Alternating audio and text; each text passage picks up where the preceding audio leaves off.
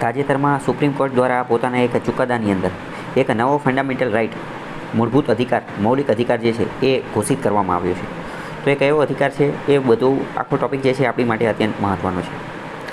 તો સૌથી પહેલાં તો કયો અધિકાર ઘોષિત કરવામાં આવેલો છે એ આપણે જોઈએ. તો સુપ્રીમ કોર્ટે તાજેતરમાં પોતાના ચુકાદાની અંદર એક અધિકાર આપેલો છે એ આર્ટિકલ 21 અનુચ્છેદ 21 અંતર્ગત આપેલો છે. તાજેતરમાં સુપ્રીમ કોર્ટે અનુચ્છેદ 21 આર્ટિકલ 21 એની અંતર્ગત એક નવો ફંડામેન્ટલ રાઇટ એ આપેલો છે કે PWD એટલે કે પર્સન વિથ ડિસેબિલિટીઝ, કે જેની માટે એક નામ આપેલું છે કે દિવ્યાંગજનો પર્સન વિથ ડિસેબિલિટી ધરાવતા લોકો એટલે કે દિવ્યાંગજનો જે છે દિવ્યાંગજનો એની સાથે નોકરીની અંદર કે કોઈ પણ જગ્યાએ જો ડિસ્ક્રિમિનેશન ભેદભાવ કરવામાં આવશે તો એ બંધારણનું ઉલ્લંઘન છે, એ ફંડામેન્ટલ રાઇટનું ઉલ્લંઘન છે. એટલે કે ઇન શોર્ટ અધિકાર શું આપેલો તો કે આર્ટિકલ 21 અંતર્ગત PWD લોકો એટલે કે દિવ્યાંગજન લોકો જે છે એમને નોકરીની અંદર ઇક્વાલિટી સમાનતા આપવામાં આવશે. શું આપવામાં આવશે? ઇક્વાલિટી સમાનતા આપવામાં આવશે અને એમને પૂરતી તકો પૂરી પાડવામાં આવશે. એમને નોકરીની અંદર અને એ બધી જગ્યાએ પૂરતી તકો પૂરી પાડવી એ એમનો એક ફંડામેન્ટલ રાઇટ છે. પરીક્ષાની અંદર પ્રશ્ન પૂછાઈ જશે, પ્રિલિમ્સની અંદર, મેઇન્સની અંદર, બધાની અંદર. પ્રિલિમ્સમાં પ્રશ્ન પૂછાઈ જશે કે તાજેતરમાં PWD લોકોને જે છે એ કયો અધિકાર આપવામાં આવેલો છે અને એ કયા આર્ટિકલ અંતર્ગત આપવામાં આવેલો છે. તો આ બધા આખા મુદ્દા જે છે એ છે. તો આખો મુદ્દો શું હતો એ પહેલાં આપણે સમજીએ. તો આખો મુદ્દો કંઈક એવો હતો કે મધ્યપ્રદેશ ત્યાં જજની કંઈક પરીક્ષા લેવાયેલી હતી, જ્યુડિશિયલ સર્વિસીસ જજની કોઈ પરીક્ષા લેવાની હતી. તો આ જે પરીક્ષા લેવા માટેની જે પ્રક્રિયા હતી એની અંતર્ગત ફોર્મ ભરવાનું એને એવું બધું હોય. તો એમાં એવું કીધું કે ભાઈ જે PH લોકો જે છે, ફિઝિકલી હેન્ડીકેપ લોકો અથવા તો કે જે વિઝ્યુઅલી ઇમ્પેર લોકો જે છે એ આની અંદર ફોર્મ ભરી શકશે નહીં, ફોર્મ જ નહીં ભરી શકે. તો આ બધાની અંદર એક વિઝ્યુઅલી ઇમ્પેર્ડ વ્યક્તિ હતા. વિઝ્યુઅલી ઇમ્પેર્ડનો મતલબ કે હરખું જોઈ શકતા ન હતા, જોવામાં વાંધો હતો. તો એની માતાએ જે છે એ આની માટેની અરજી કરી. આવો જ કેસ જે છે રાજસ્થાનની અંદર પણ ચાલતો હતો. તો આ બધાનું અંતર્ગત ધ્યાને લઈ અને સુપ્રીમ કોર્ટે સુઓ મોટો કાર્ય કર્યું. સુઓ મોટોનો મતલબ શું? એટલે કે કોઈ અરજી નથી કરી પણ સુપ્રીમ કોર્ટે જાતે જ કામ કરી લીધું. સુપ્રીમ કોર્ટ જ્યારે કોઈની અરજી વગર પોતાની પ્રોએક્ટિવ થઈ અને કામ કરે એને કહેવાય સુઓ મોટો. તો એણે આ બધા કેસને ધ્યાને લીધા અને કીધું કે ભાઈ અમે આને ધ્યાને લઈએ છીએ. તો સુપ્રીમ કોર્ટે એવું કીધું કે ભાઈ વિઝ્યુઅલી ચેલેન્જ હોય તો એને તમે જજ બનવાનો મોકો પણ ના આપો તો એ વાત ખોટી છે.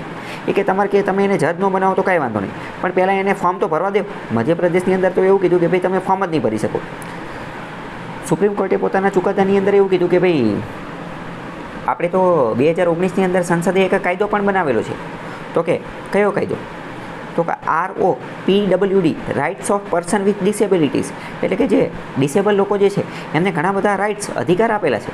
બીજું સુપ્રીમ કોર્ટે એવું કીધું કે જે દિવ્યાંગજનો જે છે, પર્સન વિથ ડિસેબલ જે છે એમની માટે તો રિઝર્વેશન અનામતની જોગવાઈ જે છે એ પણ કરવામાં આવેલી છે. અને તમે તો અહીંયા એમ કહો છો કે એમને ફોર્મ જ ન ભરી શકે, એટલે આ બધી વસ્તુ ખોટી છે. એટલે સુપ્રીમ કોર્ટે પોતાના ચુકાદામાં એવું કીધું કે આ એમનો ફંડામેન્ટલ રાઇટ છે. આર્ટિકલ 21 અંતર્ગત જે છે એ લોકો જે છે એ પણ જજ બની શકે છે અને અલગ અલગ ભરતીની અંદર ને એ બધાની અંતર્ગત આ બધું કામ કરી શકે છે. સુપ્રીમ કોર્ટે અહીંયા એ પણ કીધું કે ઇન્દિરા સાહની કેસ જે છે એની અંદર એના જજમેન્ટની અંદર ઇન્દિરા સાહની કેસ જે છે એના જજમેન્ટની અંદર કીધેલું છે કે જે કોઈ પણ ભરતી હોય, પરીક્ષા હોય તો એ બધાનું જે કટ ઓફ રજૂ કરવામાં આવે તો એ કટ ઓફ જે છે એ કેટેગરી વાઇઝ પણ રજૂ કરવાનું હોય છે. એટલે કે જનરલનું કટ ઓફ અલગ, SCનું કટ ઓફ અલગ, STનું કટ ઓફ અલગ, EWSનું, OBCનું, આ બધાનું કટ ઓફ. તો કે એવી જ રીતે હવે આપણે દિવ્યાંગજનોને પણ રિઝર્વેશન અનામત આપવામાં આવેલું છે તો દિવ્યાંગજનો માટે પણ અલગ કટ ઓફ જે છે એ રજૂ કરવું જોઈએ.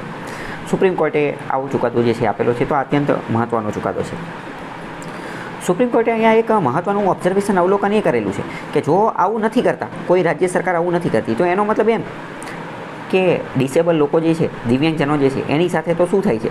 તો કે એની સાથે તો ડિસ્ક્રિમિનેશન થાય છે. તો કે આ તો રાઇટ ટુ ઇક્વાલિટી એનું પણ ઉલ્લંઘન છે. એટલે કે આ એમની સાથે એક રીતે ઉલ્લંઘન થાય છે, ડિસ્ક્રિમિનેશન ભેદભાવ થાય છે. તો આવું ભેદભાવ થવું જોઈએ નહીં. અને આ બધી વસ્તુને ધ્યાનમાં રાખી અને સુપ્રીમ કોર્ટે Madhya Pradesh judicial સર્વિસીસનો rule number 6A હતો. રૂલ નંબર 6A આ રૂલ નંબર 6A એવું કહેતો હતો કે જે વિઝ્યુઅલી ઇમ્પેર્ડ લોકો હોય કે જે સરખું જોઈ શકતા નથી, જે દિવ્યાંગજનો છે એ જજની પરીક્ષાની અંદર ફોર્મ ન ભરી શકે, એને સ્ટ્રક ડાઉન કરી નાખ્યો, એને અનકોન્સ્ટિટ્યુશનલ ગેરબંધારણીય ઘોષિત કરી દીધો અને કીધું કે ભાઈ એવું કંઈ નથી, એ લોકો પણ જે છે એ આની અંદર ફોર્મ ભરી શકે, એમને ફોર્મ ભરવાનો જે છે એ અધિકાર છે. કારણ કે જો તમે એમને ફોર્મ જ નહીં ભરવા દો તો આ તો એમની સાથે થતું કેવું છે ડિસ્ક્રિમિનેશન, આ એમની સાથે થતો એક ભેદભાવ છે. અહીંયા એક બીજો એક અત્યંત મહત્ત્વનો કીવર્ડ છે રિઝનેબલ એકોમોડેશન. સુપ્રીમ કોર્ટે પોતાના જજમેન્ટની અંદર આ શબ્દનો ઉપયોગ કરેલો હતો, રિઝનેબલ એકોમોડેશન. તો તમે પણ અમુક વાર મેઇન્સમાં ક્વેશ્ચન આન્સર લખતા હોય કે ગમે એ હોય તો અહીંયા તમે આ શબ્દનો ઉપયોગ કરી શકો છો, રિઝનેબલ એકોમોડેશન. રિઝનેબલ એકોમોડેશનનો મતલબ શું? સુપ્રીમ કોર્ટે એમ કીધું કે ભાઈ રિઝનેબલ એકોમોડેશન જે છે ને એનું આયોજન કરવું જોઈએ. એનો મતલબ શું? એનો મતલબ એમ કે જ્યારે અન્ય લોકો ફોર્મ ભરે છે તો એમને જેવી સુવિધા આપે તો એની કરતાં થોડી વધારે સુવિધા જે છે એ આમને આપવી જોઈએ. ફોર એક્ઝામ્પલ કે ડિસેબલ લોકો છે, દિવ્યાંગજનો જે છે, તો એમની માટે તો કંઈક અલગ વ્યવસ્થા કરવી જોઈએ. અકોમોડેશનનો મતલબ શું? અકોમોડેશન મતલબ કે રહેવું, એમને સ્થાન આપવું, યોગ્ય સ્થાન આપવું. પણ રિઝનેબલ એમને યોગ્ય રીતે તો કે આમની માટે તો કે જે સ્પેશિયલ જરૂરિયાત કરવી પડે, સ્પેશિયલ જરૂરિયાત. ફોર એક્ઝામ્પલ ઓફિસ છે તો ઓફિસની અંદર વ્હીલચેરનું આયોજન કરવું તો એ એક રીતે રિઝનેબલ એકોમોડેશન કહેવાય. એની અંદર રેમ્પ બનાવવા, ચાલવા માટેના ઓલા બ્લોક નાખવા, બરાબર. તો એ શું છે? એ રિઝનેબલ એકોમોડેશન છે. એટલે કે આ જે દિવ્યાંગજનો જે છે એમને પણ દરેક પ્રોસેસની અંદર, દરેક પ્રક્રિયાની અંદર પાર્ટિસિપેટ કરી શકે એમની માટે યોગ્ય આયોજન કરવું. તો કે આવું આયોજન કઈ રીતે થઈ શકે? તો કે આનું આયોજન કઈ રીતે થઈ શકે એ સરકારે વિચારવાનું છે. સરકારે આની માટે અલગ અલગ નુસ્ખા, અલગ અલગ પ્રક્રિયા કરવાની છે. જેમ કે સરકાર ટેકનોલોજીનો ઉપયોગ કરી શકે. ફોર એક્ઝામ્પલ કોઈ જજ છે, સાંભળી નથી શકતો, બરાબર, તો કે એની માટે જે છે એ ટેકનોલોજીનો ઉપયોગ લઈ શકાય, આર્ટિફિશિયલ ઇન્ટેલિજન્સનો ઉપયોગ લઈ શકે, ઇન્સ્ટ્રુમેન્ટ, સાધનોનો ને એ બધાનો ઉપયોગ જે છે એ કરી શકે. સુપ્રીમ કોર્ટે આની અંદર એ પણ કીધું કે ભાઈ અમેરિકાની અંદર ને વેસ્ટ ઇન્ડિઝની અંદર, બીજા ઘણા બધા, કેનેડાની અંદર ઘણા બધા એવા જજ ઓલરેડી છે જ તે કે જે ડિસેબલ હોવા છતાં, દિવ્યાંગજન હોવા છતાં પણ સારી જજ તરીકેનું કાર્ય જે છે એ કરી શકે છે. ઇન શોર્ટ, આર્ટિકલ 21 અનુચ્છેદ 21 અંતર્ગત જો કોઈ દિવ્યાંગજનને નોકરીની અંદર ના પાડે છે એના ફોર્મ ભરવાની કે નહીં, તો આ એની સાથે થતું એક ડિસ્ક્રિમિનેશન છે, ઉલ્લંઘન છે. એટલે કે એમને પણ આ એક રાઇટ મળેલો છે. દિવ્યાંગજનોને મળતો આ રાઇટ જે છે એને અનુચ્છેદ 21 અંતર્ગત આ જે છે એ ફંડામેન્ટલ રાઇટ ઘોષિત કરેલો છે. તો આ અત્યંત મહત્ત્વનો ટૉપિક છે. આમાંથી ઘણા બધા ક્વેશ્ચન પૂછાઈ શકે છે.